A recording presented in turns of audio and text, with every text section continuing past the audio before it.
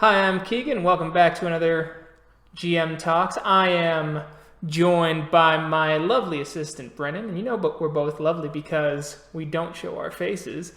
We're joined by Josh Lindquist, a buddy of mine from college, and I'll just have Josh introduce himself. Hey, how's it going, everyone? My name's Josh Lindquist. I'm a writer and producer out in California, living in Los Angeles, grew up in Colorado, and I love being a DM as well as a player and all things gaming. So you said you were before the show started that you're going to be in an all Zoom game. Is that D&D or is that a different system? It is actually fifth edition D&D, yeah, and it's we've gone. I think we've had 4 sessions now.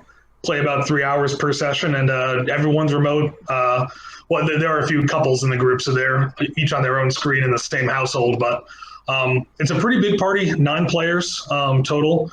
So, but it actually runs pretty smoothly. We use D&D Beyond for a lot of the roles, and it's my buddy's first time DMing, so that's been he's doing really good. Kind of still finding his own style of DMing, but it's been really fun. Oh, very cool. So with Zoom, since we do it over Discord and we don't actually show the camera because that eats up a lot of bandwidth, how you feel? Have you done it with audio only, or do you think the camera and the video really helps when running a remote game? So actually, and I misspoke. I always do this. I get confused. We use Discord as well. So I like to do the video function, and the DM is on video, but pretty much all the other players are audio only. And so I think the video for the DM sometimes is helpful for him to describe things or gesture, but for the players being audio only, it's hasn't really been a hindrance that we've noticed. So that's actually something I've run into in a game I'm running now. I find myself gesturing and the message doesn't get across, so I have to start describing my hand motions. It forces you to do more description if you don't have that face to face. I didn't think about that. That's a good point. If it forces you to be a little more descriptive, but yeah, I don't know. Our DM, he's had a few times where he's had a little bit of issues with bandwidth, and he's gone to audio only. But for the majority of the time, it's been video, and it's been helpful to have him on there on screen. So I think a part of it for me too is with the podcast and the werewolf games specifically, since that's the one we started with, is I would still do the hand gestures because we were in the room together initially. But because that was still not getting translated over to the audio, I do feel like some of our earlier episodes are a little more disjointed, and some things are lost in translation. Yeah, totally. Yeah, I understand. When you play, Josh, if for the voice only people, do you find that people start talking at the same time, or is there a good rhythm with how the party interacts? That's a little more. So most of our players in the group are new, so I think they're not. I think if we had more experienced players, there would be issues of, people talking at the same time or kind of getting a little bit confusing there. But since we have kind of a quiet, more timid group, because for most of the people there, it's their first time, it's gone pretty smoothly. But that's an issue we haven't had to face yet. So. Yeah, we get a little bit of that. I think once you get down to it, people are better. And then usually what happens is that if you have experienced people on audio only, 2 or 3 people will talk at once. But if you have a good group, what they do is they defer to the person who's talked the least that session. And then that person talks first and gets their point across first. That's a good way of doing it. I like that. How about private messages in Discord? Does your GM, or have you ever, running remotely, used private messages to give information to individual players so that it's not spoiled for anyone else? Yeah, that's one of my favorite things about doing remotely, actually, because as a DM, I enjoy doing that, and then as a player, I like being able to do that as well. So we have done individual messages and stuff, player to player, player to DM, definitely.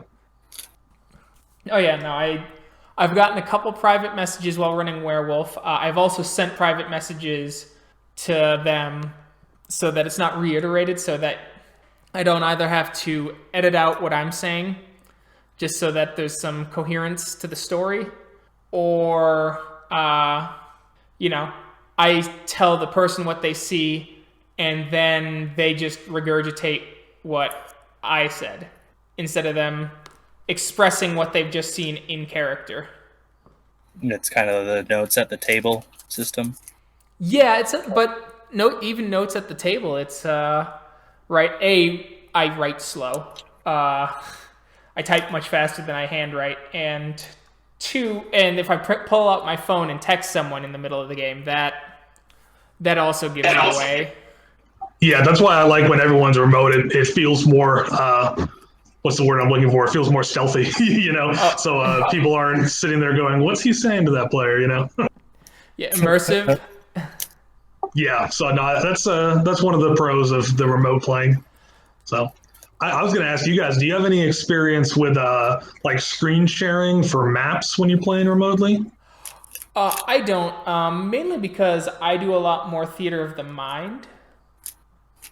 For certain games, I know that's not as good. Like I had a whole dungeon in Pugmire, and actually on the video side of that Pugmire episode is I revealed chunks of the map as they discovered it in the YouTube video, but the audio-only version that's on archive that's lost, and so people have to put the tune together in their own head.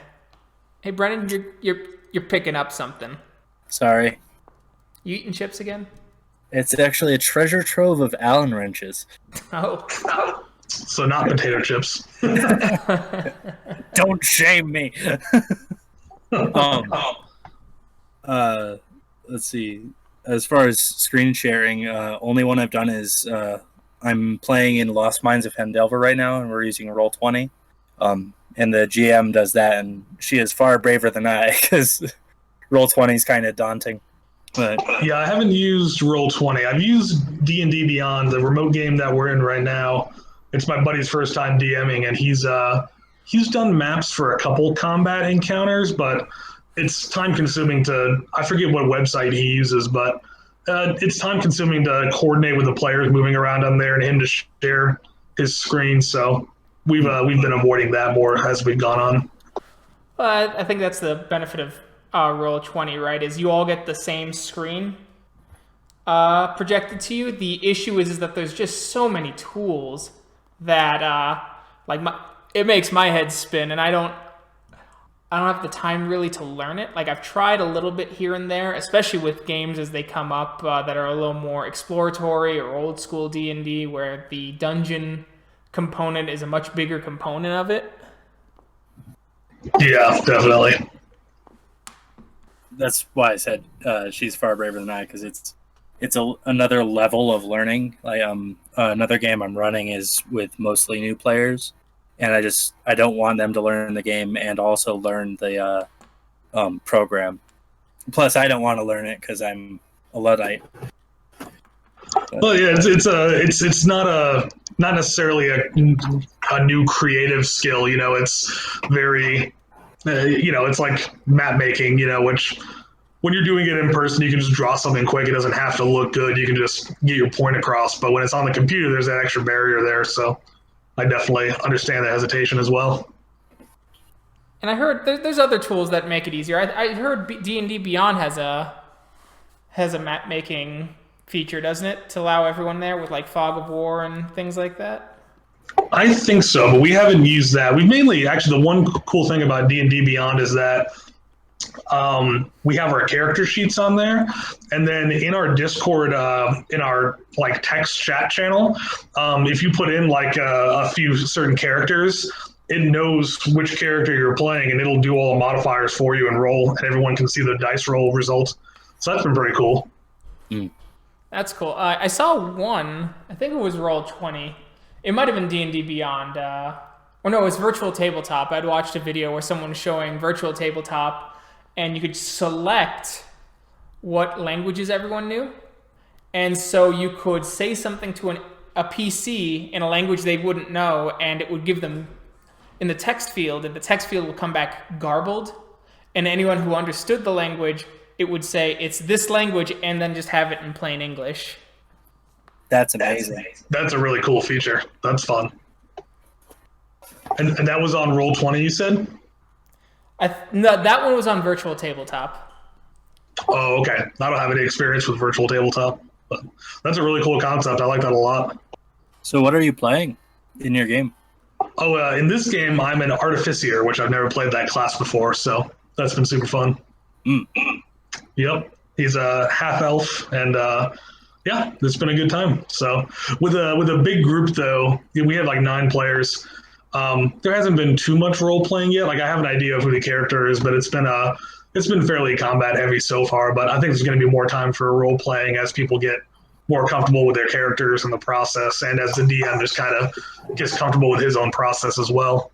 Yeah, we did a Dungeon Crawl Classics game over Discord. I think we invited you and you had to drop out of that one, unfortunately. But Yeah, there was a couple people. They weren't too comfortable. They weren't quite into it because Brennan was getting into it and he was trying to lead the way, so to speak. And then towards the end of the game is when everyone was starting to really start to feel their characters, and it ended with a betrayal and we all I'm died. intrigued. yeah, it was a TPK. Oh wow, don't see those too often. In That's Dungeon fine. Crawl Classics, you do. Not to be petty, I just want to say I lived. I just got turned into a beast man at the end. That's all. And served the Lord of Chaos. Still counts. That's quite the ending. Quite the ending. But what No. games have you run, Josh, besides D&D, or have you just done D&D? So I've actually only ever done 5e. Recently was my first time running 5e. I'd played it quite a bit. Actually, the first time I played it was with you, Keegan, and Brennan. Actually, you guys were both in that party. And Which party was that? we played. I remember I was a ranger. I think I was a Dragonborn ranger. We I think it was just a one shot. We did it just to kind of test out. This was right when 5e had just come out. Okay. Yeah, that was my first time playing any of the D&Ds. Before that, I played one of the Warhammer 40K games, and because I wasn't into the universe, it didn't really appeal to me. That was my first tabletop I'd ever played. And then after that, I got super into the Fantasy Flight Star Wars games. So that was the first time I ever DM'd was in that system as well. Oh yeah. I've found Star Wars. I tried to set up a campaign for it, but it feels really daunting. Like, do you have to know a lot of the deep lore there to run a game in it, or? You certainly don't have to. And actually, the system is very good for first-time players. It's very streamlined, and it's got a lot less math than like other systems do. But I mean, the one downside of that is that it has its own dice system. It doesn't use numeric dice. It has symbols and stuff. So there's like an app that they made. It's like $2.99, but it's not free, unfortunately. But no, it helps though to know the lore. That was why I DM'd my first time there. Is 'cause I'm a huge Star Wars nerd, so it was very easy to kind of just on the top of my head come up with scenarios that were plausible, and so but it's not required for sure.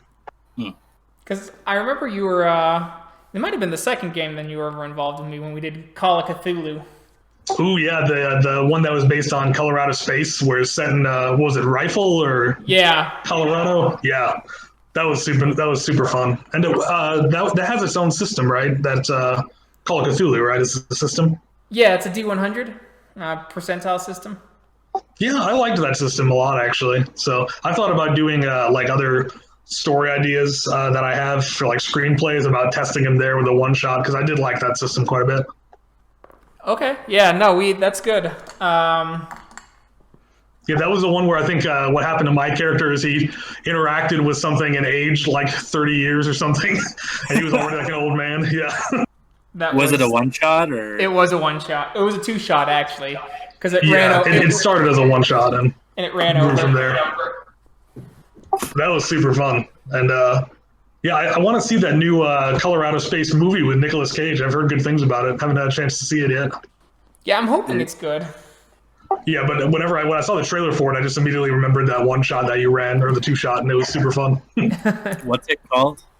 The Colorado Space is that's the Lovecraft story, I believe.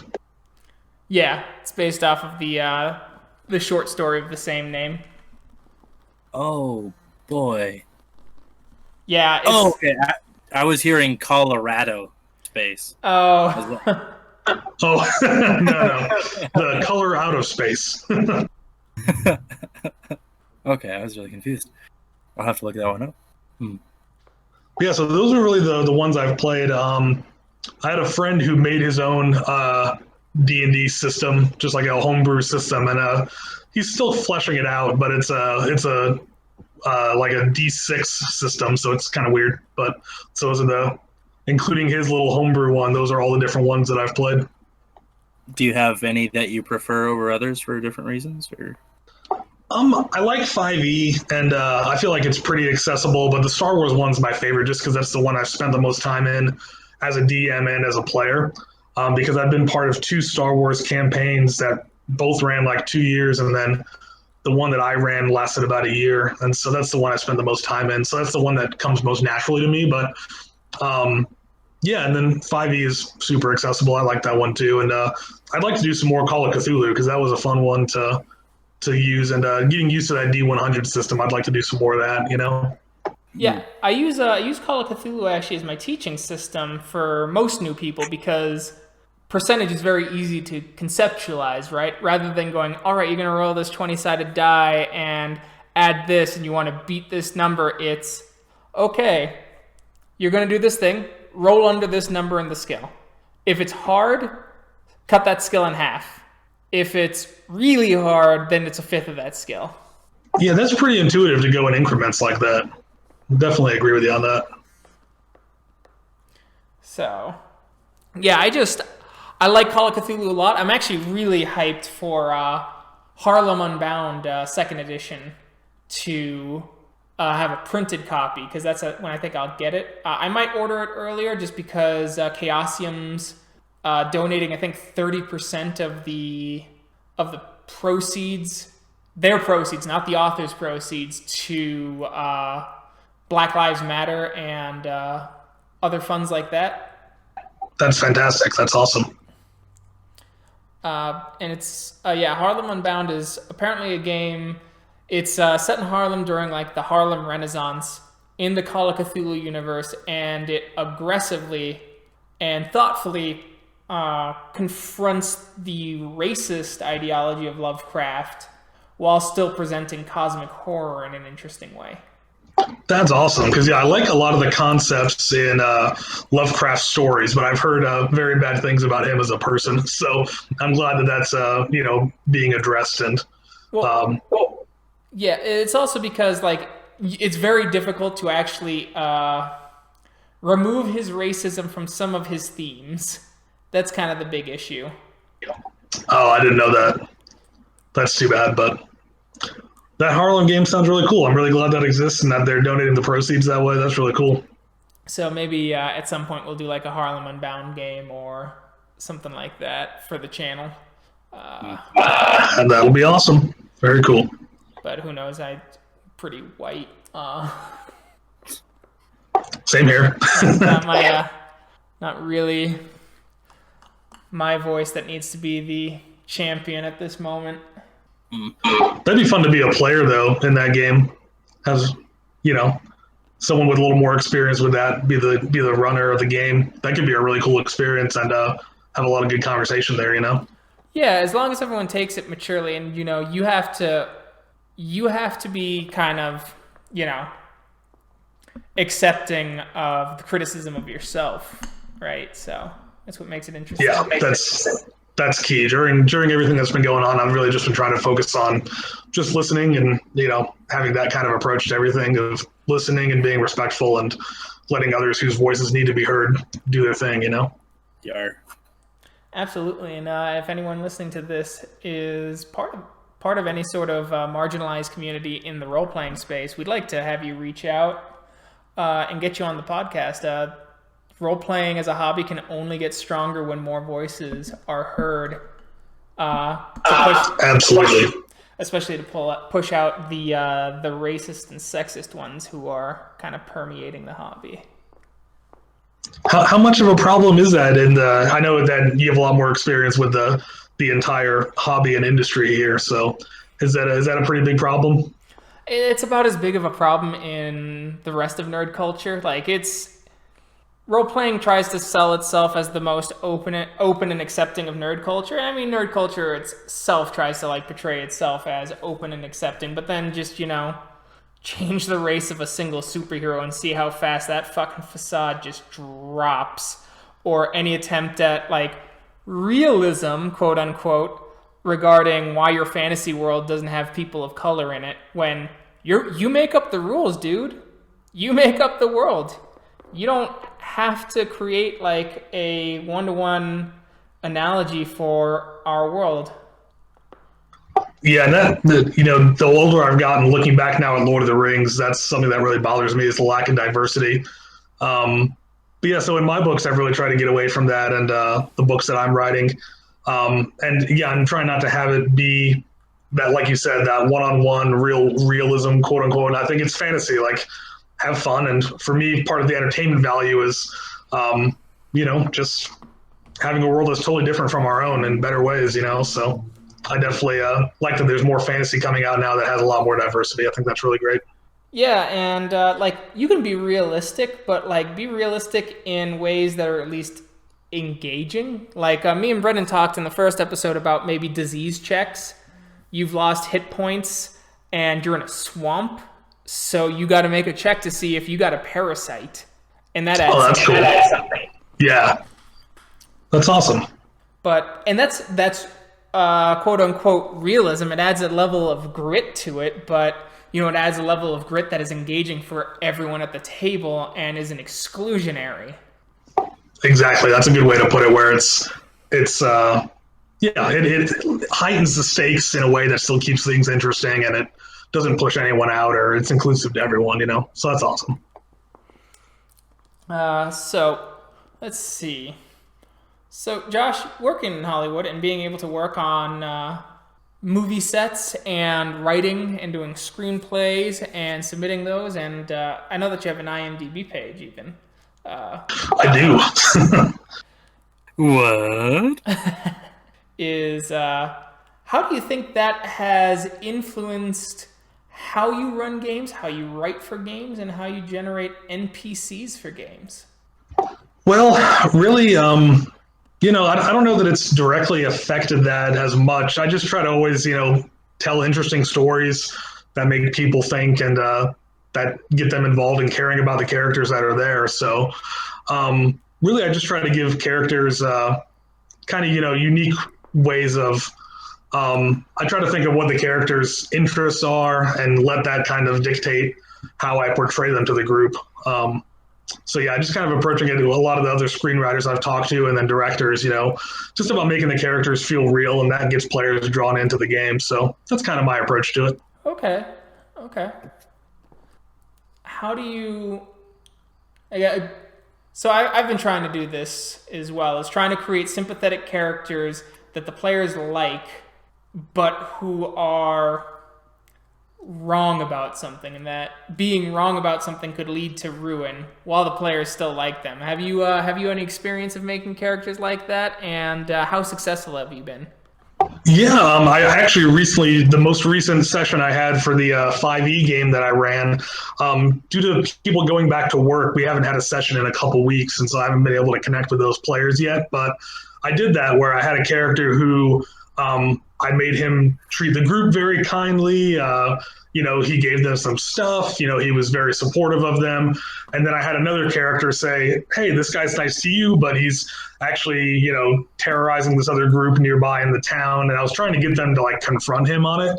The players didn't really bite, unfortunately. They just kind of ran from the issue and didn't do anything. So that was a little disappointing. It's something I'd like to do more in the future, of creating that where a character that they like is doing something wrong and they have to figure out how they're going to work with that. So when you run into that situation where players don't bite on a hook or a detail that you want, do you let it sit until they bite it, or do you build on it? Sometimes I do either or. Yeah, with this one, because it's been a little while and I'm not sure if we'll be able to get these same players back. I think I'd like to push them to confront it more, but in the past there's been times I've kind of let it go, and other times where I've tried to keep redirecting the group back towards it. Maybe if they don't bite, kind of having the same issue with different characters later on, if that's something that the game needs. So okay. I'd heard a system, I think it was WebDM, but don't quote me on that, who did a system for story hooks that if a players avoid a hook or they choose a different hook, you roll a d20, And if it comes up a certain number, then the hook's still there, untampered with. If it comes up another number, it's partially dealt with, and you can join a different adventuring party to kind of finish off the adventure and become at least supporting characters to help with that. One where it gets it's fully taken care of. You don't get anything from it. And then one where it gets slightly worse, and then like another one where that villain succeeded, and like maybe they summoned Orcus. I like that, having the randomness to see what the consequences of the group not addressing the issue is. That's pretty cool. I like that. And that helps make the world feel kind of real and let them feel like there's other adventuring parties out there. Yeah, in the game I'm running, and again, hopefully I can get those same players to go back into it. But this prince who's about to become the king of this city, they've had like a lot of issues with bandits in their territory, so he's getting ready to execute a bunch of bandits, but some of them were just affiliated with the bandits but didn't actually do any crimes. So I was really trying to get the group to try to persuade him or, sabotage him and stop him from doing that. And so, but they just kind of, the group decided to be selfish and run from the problem. So not ideal, but. Not ideal. Mine are still very much in his corner, and because his goals are good goals, it's just that, there is some confrontation there of how he's going about it. And so now they have to weigh whether his methods match his goals, if what he's doing is wrong enough to make them try and question him, etc. like that. So nice, that's awesome. The idea of there being potentially no right answers. That's a cool element to add in, to where there's that kind of uncertainty and that not necessarily ambiguity, but that adds a lot of realism there. So that's really cool. And Werewolf, despite you being 9 foot tall, killing machines that can jump into the spirit world, tends to lend itself a little better to realism, I think, than D&D in places. But D&D relies heavily on tropes as well. Right, which can sometimes be helpful if you are trying to find a quick encounter or do something, but I find for the more complex stuff or the bigger story arcs, I like to kind of homebrew it from there so it doesn't feel as tropey, No, that makes sense. Can you give us a good example of one of your homebrews that you did to make something more morally complex in your world of D&D? That most recent one is the one that I was talking about, where I had this, the party goes to this town. They have their own kind of main quests that they're looking into. Basically, they got framed for murder, so they're trying to figure out who framed them and why. But when they went into that town, I added that subplot of the recent banditry and this young prince taking over.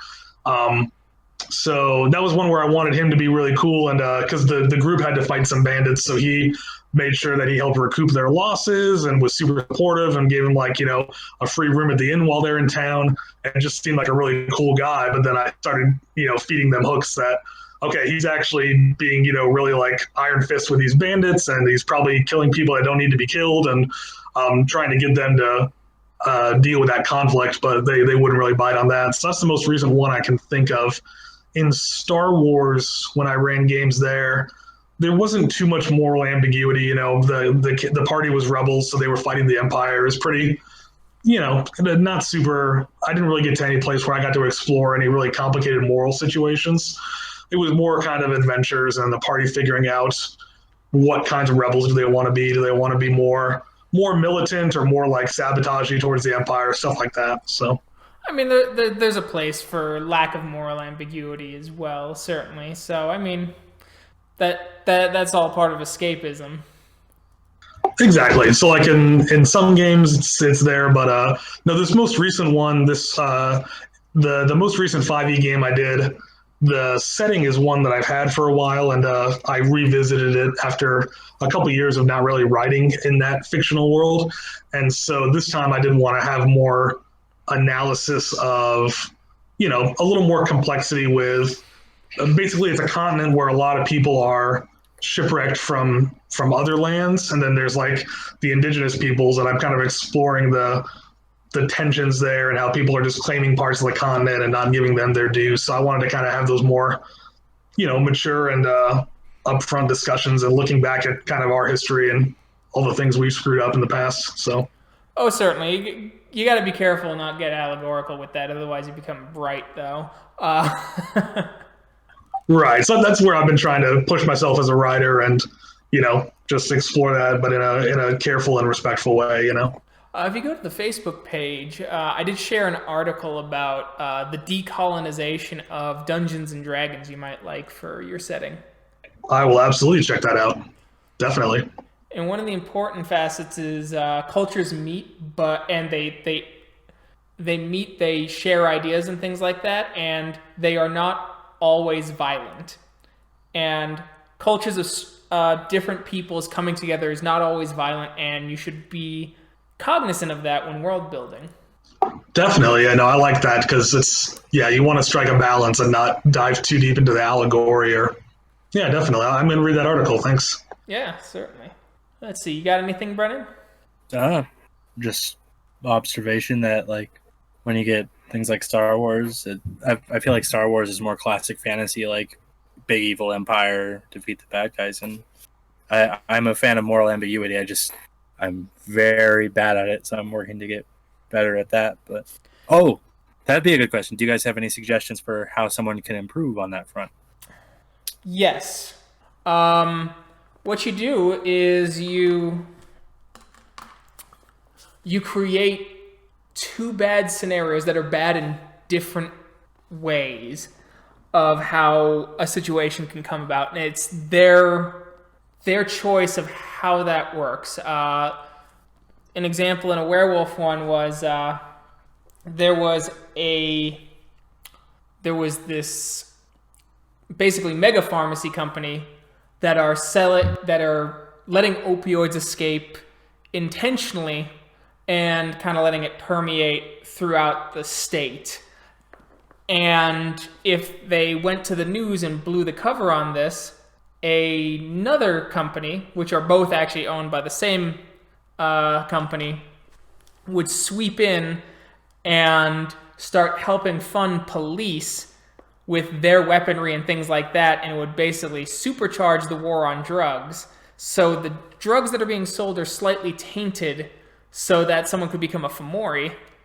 One in 10,000 to 1 in 100,000 could become direct servants of the Great Corruptor. Is that worth expanding the police state? That's a good conundrum to put the players in, because I don't know what I'd do. That's I like how you said it's putting them between two unwanted outcomes and having them decide. That's a good way to do it, because increasing moral ambiguity and hooking the players in is something I want to keep growing in. So I'm really glad you said that. That's really cool. I certainly think that's step one. Step one is creating two bad ones. Like, it'll solve a problem, but it will cause another. And so now you have to decide whether the problem is worth solving through the means that you currently have. Well put. Well put.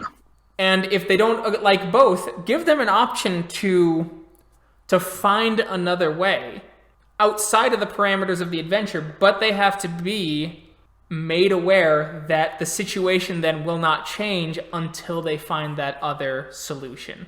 And then the other one is, once you get good at that, for me, what it is then is you create a situation where there are two good outcomes, but one favors a different group more than the other. So let's say one favors an enemy nation more than anyone, but it prevents mass killing.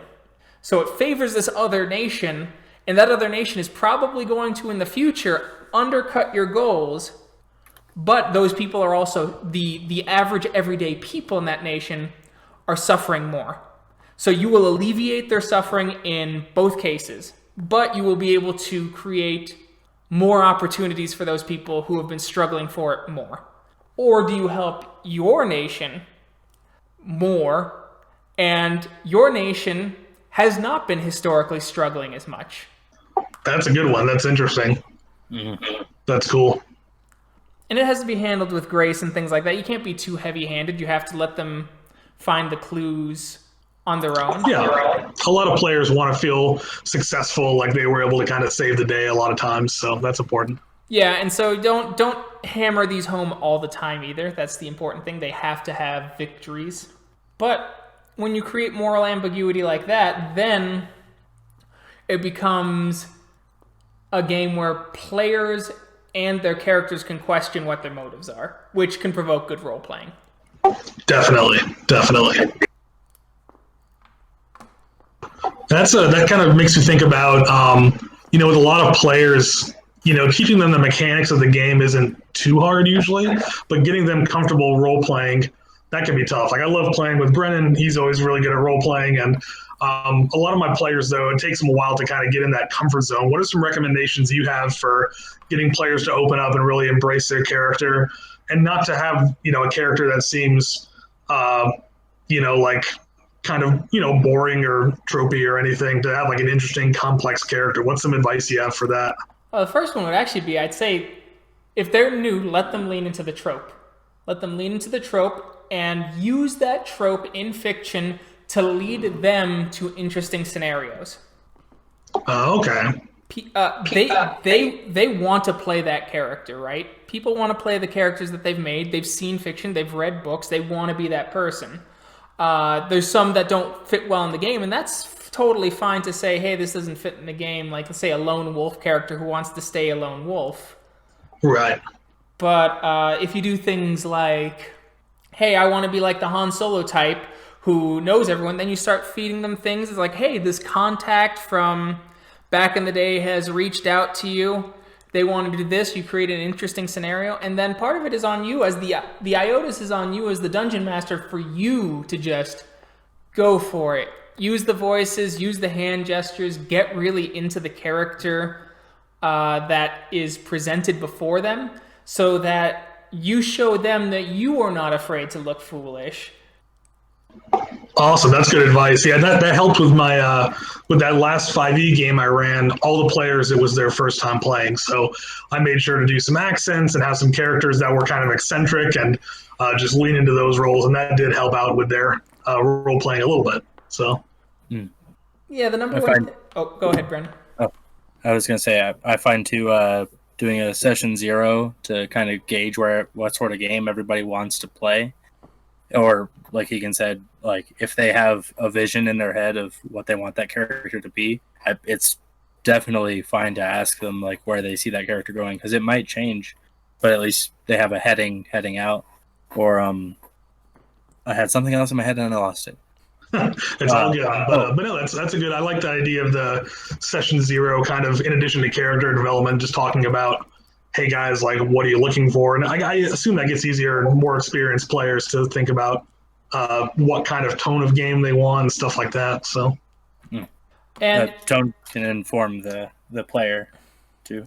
Yeah, or inform the character. Or you as a DM come up and go, I want to play this kind of game. This is the tone. This is the kind of story feel I'm going for.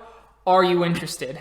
And if there's a big like, yeah, fuck yeah, I'm all about that, then you're probably going to get more role-playing out of them versus I want to be involved. Yeah, definitely. So that's what my dream game is, kind of a homebrew one, and none of my friends have bitten, so I'm like, okay, it probably won't ever happen, but no, I know what you mean. Do you want to keep your dream game secret, or can you tell us about it? Oh no! So I haven't. I've been debating with myself for a long time about what mechanics I'd like to use, but I would love to do a game where, and I'm flexible on how the characters get into it, but just where I can just do like a bunch of like crossovers and tie-ins from a bunch of fictional universes that I'm a fan of, that my players are a fan of. So like Star Wars, Marvel, Lord of the Rings, just Halo, bunch of just weird different things all smashed together. I'd love to. Lately, I've thought about it less, but for a while, I really wanted to find a way to do that using either the Fantasy Flight Genesis system, which I haven't really played that one yet, but it's very similar to the Star Wars one, and you can kind of set it in any setting you want. So that's my dream game, but no one else is interested in it besides me. So that's got to be the hardest part. Keegan told me a while back I don't know where the saying is from, but it's if you want to play your game, you have like your dream game to play in, you have to be the DM. Otherwise, it doesn't work. Yeah, and that's kind of the is I'd love to play in that too, but none of my friends would run it, so it's like, oh well. But That's why I end up running so many different systems. And I start reading the book. I'm like, oh, I'd love to play in this. and then you end up being the one having to run it for everyone else. Yeah. But overall, I prefer running anyway. But yeah, just so many books. Like, man, like I'd love to be inspired to run Mage. Just every time I read Mage to like come up with a story to actually run Mage, the Ascension. My brain just goes, "This is great," and it just stops. Yep. Yep, I know the feeling, but yeah, being a player is fun. Being a DM is fun. They're both satisfying in different ways, so I don't really have a preference between the two. But yeah, no, I definitely there is that conundrum of when you want to play a game, you end up being the one running it. So, What sort of systems have you thought about trying to get into, but you just haven't had the buy-in from others, or you just haven't picked up the books yet? Like, are there any RPG books outside of like D&D, Star Wars, or anything like that that you've seen or heard about, and you're just like, man, I'd really like to get in on some of that? really, the only one that jumps to mind is because mainly it's a time constraint thing for me, just not having the time to play. But you mentioned one, I think it was Pugmire or something, where it's like all the player races are like animals, like dogs and cats and stuff. We talked about that the last time I was in Colorado, and that sounded really fun. Okay, yeah. I mean, you could probably get into that one simply because it's a modified version of D&D 5e. Oh, really? Yep. So That's cool. Nice. I'll check that out. That'll be an easy learning curve. It's just a modification of that. yeah, it's very simple. Level caps at 10. You get max HP per level up. Oh, okay. Interesting. No, I love the setting there. That it just struck me as really unique and fun. So that's what drew me into it. Yeah, I think the phone PDF is still free on Drive-Thru RPG. So Well, I will look into that. That's awesome. let's see. Have you ever thought? I recently. Oh, go ahead. Go Sorry. ahead. Go ahead. Go ahead. It's all you. Oh, I was gonna say I pushed the limits of my role playing as a DM in that recent campaign. I tried to have an interesting character that was like a little halfling that had like Tourette's syndrome. So just cursing all the time just to make it fun. But I don't know. I realized I was like, oh, this feels weird to keep role playing that. So that was kind of my limit for for going out of my comfort zone. Yeah, that's. But I like the concept of a tiny halfling that was just cursing all the time, under a shawl, hiding it, and that was fun. Yeah. Welcome back, Brandon. Sorry, wrong button. Oh, go ahead, Brendan. Call me a halfling racist, but I think them cursing all the time is hilarious. Like, and a good idea. They should all curse all the time. Yeah, it's fun. But as a role player, I was like, oh, I don't curse this much in real life, so it felt a little weird, but it was still fun. Another player in this recent campaign that I liked a lot, an NPC that I had, was this character. I made him like kind of like the spokesman for the town, and he was like just super obnoxiously like super into the town and super proud of it, and he just annoyed the characters, and I had fun playing that as well. Nice. I had this halfling ethnicity, actually. There was a specific group of halflings in my world who were different from other ones in that their native language, all the words were short. So they were able to get ideas across very rapidly. So when they spoke common, they had to speak really fast because the slow pace made them feel uncomfortable. Oh, that's really cool. That's a really cool concept. I like that. Huh. And so they'd be like, tall words for tall people. That's awesome. That's really cool. Little quirky things like that. Yeah, that's something I've been trying to constantly push myself to add more and more just to make the experience more memorable for my players. Just have the little quirks, little unique things, Like that one character, Howlin, who's always the town spokesman. I made him to where whenever he's talking to people from the town, though, and not talking to outsiders, that he always gives their names wrong. I thought that was a fun quirk to add in there. Nice. I had a character. That's really cool. I had a character in Exalted. A friend of mine, Matt, was running it. And he was a Zenith, and he was like this grizzled old like warlord priest. And like he was sitting at the table, and getting ready for negotiations, and the other person's like, one of the other players was like, "Hey, we can just kick their ass. We're gods."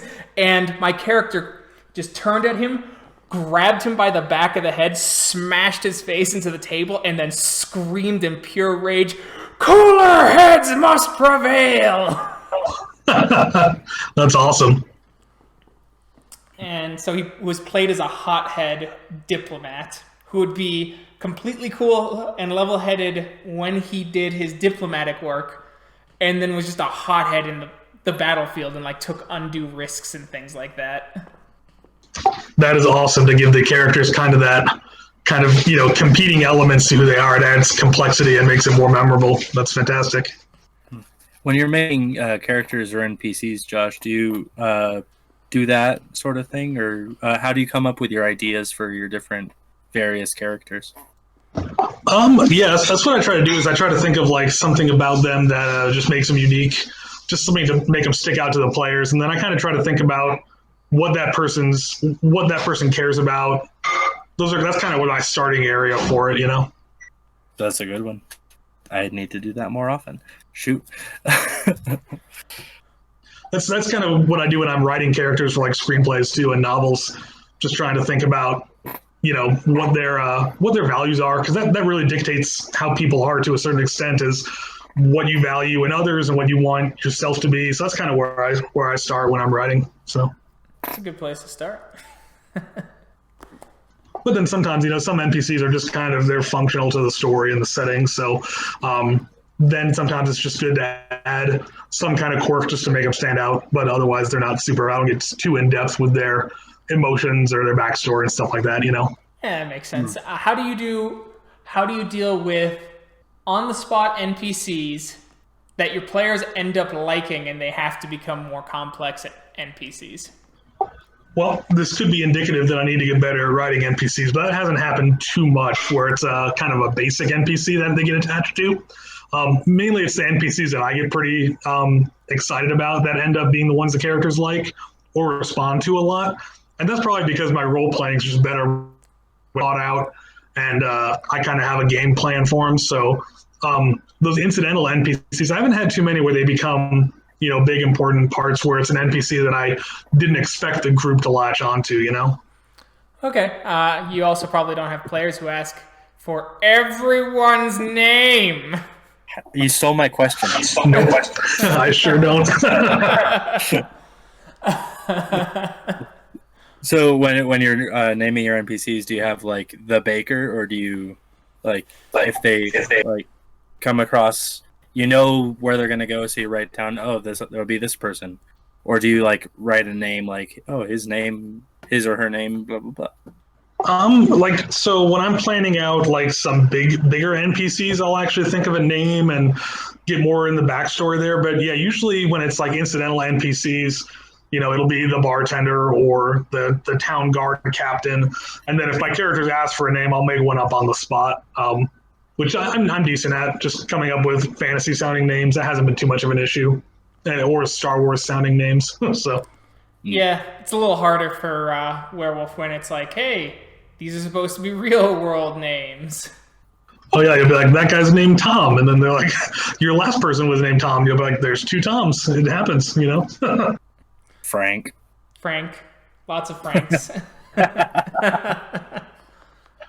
Actually, so my favorite NPC name that my friend came up with off the cuff was Bobbert, for like this kind of bumbling, you know, guy, and I thought that was pretty fun. So, Boblin the Goblin. No, it was a Star Wars game, so it was just a guy named Bobbit, and right. it was funny. So, yeah, I've had that. One of the things I got in the habit for, I haven't had to do it as much recently, is I would pre-generate about 10 to 15 names and just cross the name off. That's a good method. I might use that. That's good. What would you say is your favorite aspect of tabletop role-playing games? What's the thing that draws you to it the most? I'd have to say the social component. Sorry for that background noise. My roommate's making dinner. Gotcha. But no, I think it's a social component where it's I mean, obviously, I also really enjoy the freedom to storytell and explore ideas and really do whatever you want. Essentially, it's fairly limitless within the guidelines of the system. But the social aspect, getting to do it with other people and having that interaction, it adds a lot of depth and it makes it a lot more. It just makes it a lot more fulfilling than video games and stuff. I really prefer D&D because of and role playing just because of the social component and getting to really bounce your ideas back and forth off your friends and stuff. I do find that when you roleplay with people, you do end up becoming closer friends or less close as friends. yeah, because you get to see a lot more of who they are than how they play characters and stuff. So it is very illuminating for sure. Yeah, I remember the weasel fucker that was on your Facebook, the one who basically tried to make like really horrid justifications for horrid shit, and then you mentioned how he role plays, and I think that's just who he is as a person. Oh yes, that is certainly illuminating. So, not in a good way. Those poor weasels. Well said.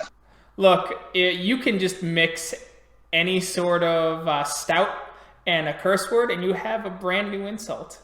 I think you mean stoat. I do mean stoat. Take that back about my stouts. Yes, how dare you insult the stouts? No, I'm just kidding. They're sacred.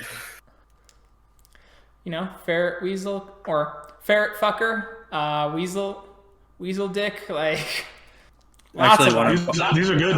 I'm gonna let my NPC start using some of these. They are unique. When you learn how to, little known fact, the better you are at combining curse words, the better you are at combining weird attributes to create monsters in D&D. Makes sense that those skill sets will go hand in hand. Oh, that begs the question, though. I don't know the weasel fucker story, but at the table, how do you deal with people or players being uncomfortable, or if one player crosses a line that is too far for you? Like, do you set parameters at the beginning? Do you just call stuff out as it happens? Well, when the two times I've DM'd, it hasn't really been an issue because all the players have been pretty like-minded and relaxed people, so it hasn't really been an issue. There's been a few times as a player, nothing jumps out at me specifically, but a few times where it's just I've just kind of not been super into the direction or how the other players were playing their character. And I just kind of, it took me kind of out of the zone, but I wasn't the DM, so I didn't feel that it was enough that I needed to bring it up or address it. But I mean, yeah. I think that's a fallacy in the hobby, and I'm actually glad you said something about that, is if you are uncomfortable as a player, you should probably go to the DM and just go, hey man, they're doing these things and they're making me uncomfortable. I can drop out of the game, or we can address this as adults, but, it's got to be one or the other. Yeah, that's a good way to do it. And thankfully, enough of times that has happened, I've been able to, the few times it's happened, I should say, it didn't really fit the universe that the story was in, so I was able to kind of bring that up. But the first time I ever tried playing an RPG was Warhammer 40K. Mm-hmm. I believe one of the weasel fuckers that you mentioned earlier was in the game, and I just can't get into that universe. It's too dark and it's just weird. So I played a couple sessions and I just kind of dropped out of the game because I wasn't super comfortable as a player. No, that makes sense, and that's your right to do. No RPGing is better than bad RPGing and being forced to deal with situations you're uncomfortable with. Well said. I completely agree. But I'm glad you haven't come up with bumped into anything. But it's always good to just reach out to the players because they might be doing what you did, right, and just keeping it in. So you might want to, at some point, just ask direct questions. Hey, is everyone having a good time? And if everyone's enthusiastically nodding, you're good. If someone seems taken aback, don't call them out. Just, send a private message going, hey, I just want to check if you are okay, like a friend. Yeah, that's good. And especially as I get better at, like we've talked about, having scenarios that are a little more morally ambiguous or getting into some darker settings and themes, letting them know up front, hey, even at this, session 0, saying, hey, if you guys ever, just kind of setting the etiquette of saying, you guys can bring it up to me one-on-one or in the group if you don't like where something's going, open door policy as a DM, just kind of having that communication, then checking in with them one-on-one later. I think that'll be really helpful to make sure everyone feels included and that their voice is heard and respected, Yeah, Monty Cook Games, the people who made Numenera, I believe, they have a book that's for free. It's about 20 to 30 pages called Consent in Gaming, and it talks about how to address those things. Some of them are specific things I wouldn't personally use, like the checkbox thing, unless it was like at a con game, where it's like, hey, here are all these scenarios. Put a X for green for we're good with this, yellow for it's okay if it's not described in detail or happens off screen, red is a hard no. And it has that in the back of the book for you to just print out and hand to people, which is useful for when you're playing with people you don't know, or if you're at a con game. But for me, I prefer the session 0. That's my tool of choice, and doing open door policies and being very serious in saying, hey, this is what I want to explore. These are the topics that might get touched by this story exploration. If you have any problems with these subjects right now, just speak up and I will take them out of the game. If you think you're good with these, and it turns out when we get to that subject matter that you are not, then we have this rule in place, that where you can tap something or do something. It's a little more difficult to online. I'm still trying to figure out how to do it online. To just tap and automatically we just stop. We let everyone cool down, and then we skip that piece and we don't address it. That's a really good system, and I'm actually jealous of your DMing skills that you've actually gotten to where those come into play, because I think, for mine, like, we haven't really touched on anything too, that could be uncomfortable. So that's pretty cool that you're exploring, a range of topics and complex issues. So that's a really good system to have it where everyone feels safe and, they can kind of tap out whenever they need to, or really keep everyone comfortable. I like that a lot. I think it's a DM fallacy, and I've certainly fallen under that fallacy. Like, it's taken years of running to kind of pick that up, is sometimes what you think is, morally unambiguous or, shouldn't be uncomfortable for someone can still be uncomfortable for someone. That can happen. Oh, absolutely. So I think these are skill sets any DM anywhere should just pick up and start, trying to incorporate. Yeah, definitely. And I like that you said, sometimes if it's a group better, just kind of reading the room or having, side conversations to check in on people is important. And then with players you don't know as well, having something more structured like a checklist, that's really cool. I think I'm going to start incorporating that into my games as well. That's awesome. Yeah. I'll get with you after this to get the info for that book so I can have it. Yeah, sure. No worries. Awesome. But yeah, these are things I've been talking about and been trying to really ingrain with a lot of people in the community.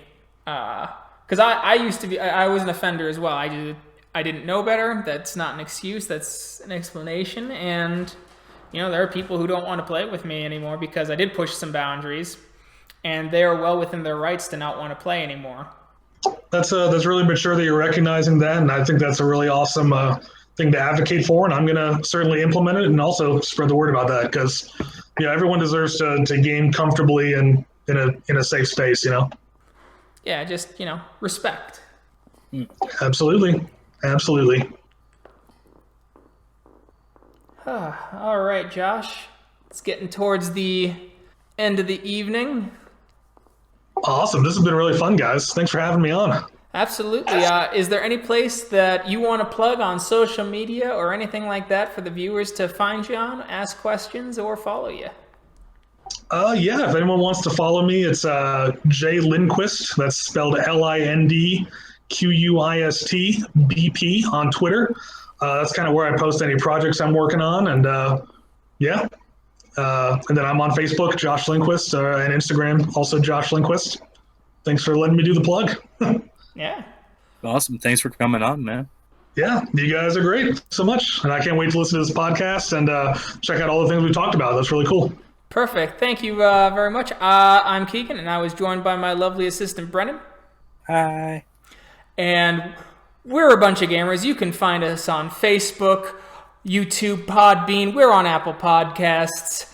We got a Facebook group where I post memes, post everything that's here, updates for the channel, but you'll never find me on Twitter. I find that place a cesspool. I'll talk to you later. Bye. See you guys. Thanks for having me.